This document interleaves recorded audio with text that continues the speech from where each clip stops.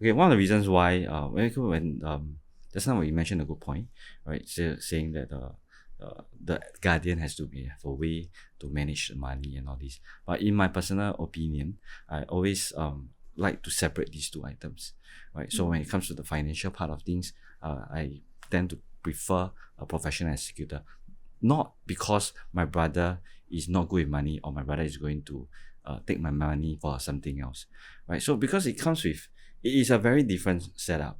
Can you imagine my entire estate, the sole beneficiary is actually my boy, right? So, but my brother is not going to get anything. So when it comes to crafting of my will, I tend to stand from the perspective of the guardian and think from his or her perspective, because them not being the beneficiaries, right? They have to take care of my boy for the next 20 years. It's a very big responsibility, right? So when it comes to writing my own will, I actually included my brother to be one of my beneficiaries if he is the guardian.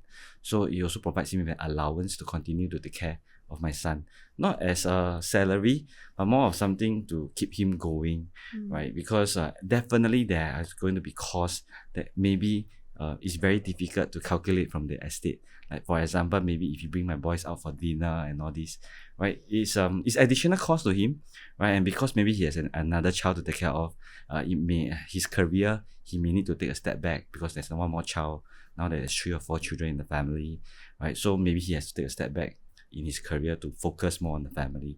So I think there are going to be sacrifices from the guardian's point of view.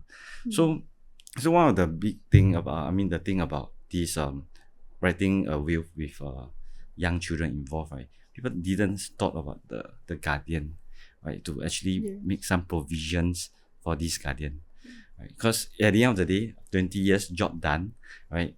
My son gets everything, then he also didn't get anything, right?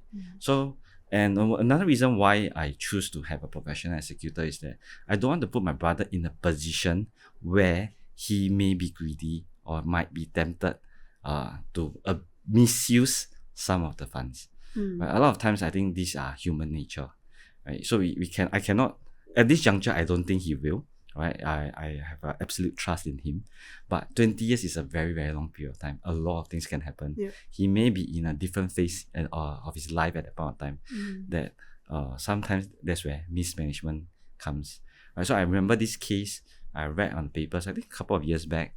So there is this testator who wrote a will, appointed the brother to be the executor as well as the trustee for the children. So ended up he abused the funds, right? And then he actually, I think he invested or gambled about $500,000 away. So when the children turns of certain age, it's time to collect the inheritance. Then they realize that there's nothing left from the father. And then of course, then they sue the uncle, right? And the uncle went to jail for 7 years because of abuse of funds, I think, right? So in this case, it's a lose-lose situation because the beneficiaries don't get anything, and the brother has to go to jail. Yeah. Right? Yeah. So when it comes to will writing, it's not so much only just on the beneficiary. I think everybody that is involved, we need to stand from their perspective and think from their point of view and try to make a decision or come up with a strategy that actually benefits everyone. Yeah, you're right to say that everyone in the will, every individual that's named in the will, they actually do play a very, very important role in assisting the testator in the event of the testator's demise, right?